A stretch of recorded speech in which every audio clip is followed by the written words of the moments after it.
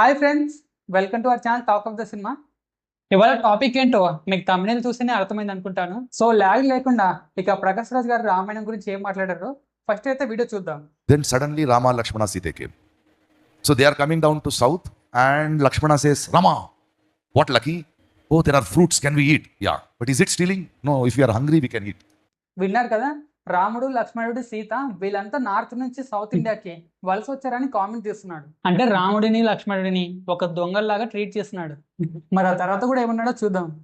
As they are eating, the Shurpanaka and Ravana ant come. It says, Anna, somebody is eating our fruits.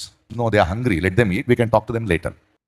చూసావా, రాముడు లక్ష్మణుడు పళ్ళు దొంగతనం చేసుకొని తింటున్నా సరే రావణాసుడే ఇంకా మంచోడిలా వాళ్ళ ఆకలితో ఉన్నారు, వాళ్ళు తిన్న తర్వాత మాట్లాడదాం అన్నట్టుగా ఎలివేషన్ ఇచ్చాడు.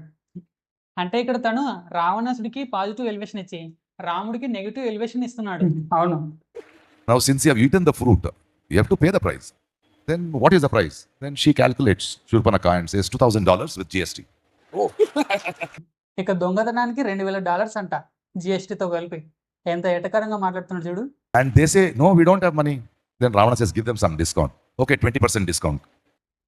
అంటే తనకు రాముడి కంటే రావణాసుడు ఇష్టం అనుకుంటా. So in spite giving discount, if you don't have the money, you have come in search of food. So what you do, since you have eaten the fruits, the seeds are there, no? Plant it, turn it into a tree and go. చూడు, తిన్న తర్వాత వాళ్ళు డబ్బులు ఇవ్వలేదని fruits తిన్నాక seeds మిగిలి ఉంటాయి కదా, వాటిని పాతేయమని చెప్తున్నాడు. ఇప్పుడు మనం ఏదైనా హోటల్లో తిన్న తర్వాత బిల్ కట్టకపోతే ఎలా ట్రీట్ చేస్తారు, ప్లేట్లు కడవని అలా ట్రీట్ చేస్తున్నాడు అని చెప్తున్నాడు. ఎంత ఎటకరంగా మాట్లాడుతున్నాడు చూడు. తను ఒక నాస్తికుడిని అంటాడు కదా, అంటే ఏ దేవుని నమ్మనని. బట్ రీసెంట్గా వాళ్ళ మదర్ చనిపోయినప్పుడు క్రిస్టియన్ పద్ధతులను ఫాలో అయ్యాడు. తన మదర్ క్రిస్టియన్ కాబట్టి తన క్రిస్టియన్ పద్ధతులు ఫాలో అయ్యాడు. ఎందుకు? తన మదర్ మీద ప్రేమతో తన మదర్ ఆత్మకు శాంతి కలగాలని అలా చేశానని చెప్తున్నాడు. ఇండియాలో కొన్ని కోట్ల మంది రాముడిని దేవుడిగా అనుకుంటుంటే తను ఇలా కామెంట్ చేయడం కరెక్టేనా?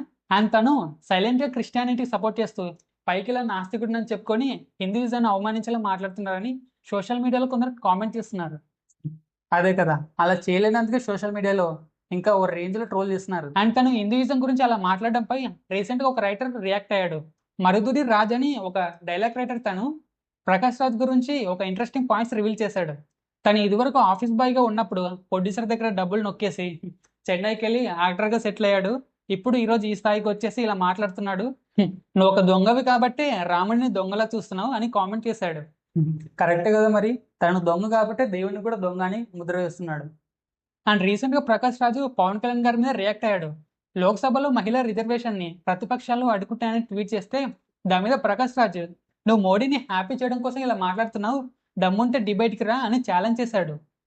అలా ఎందుకు రియాక్ట్ అయ్యాడు తెలుసా? ఇప్పుడు ఆడియన్స్ ఈ విషయంలో తనని గట్టిగా ట్రోల్ చేస్తున్నారు కదా, ఈ టాపిక్ని డైవర్ట్ చేయడానికి తను ఆ విషయం మీద రియాక్ట్ అయ్యి నేను డిబేట్కి రెడీ అని పవన్ కళ్యాణ్ గారితోనే ఛాలెంజ్ చేస్తున్నాడు. అండ్ ఇదివరకు తను పవన్ కళ్యాణ్ గారిని పొగిడాడు తెలుసా? మూవీ యాక్టర్స్ అసోసియేషన్స్లో ఓడిపోయినప్పుడు పవన్ కళ్యాణ్ గారిని పొగుడుతూ మంచు విష్ణుని తక్కువ చేస్తూ మాట్లాడాడు.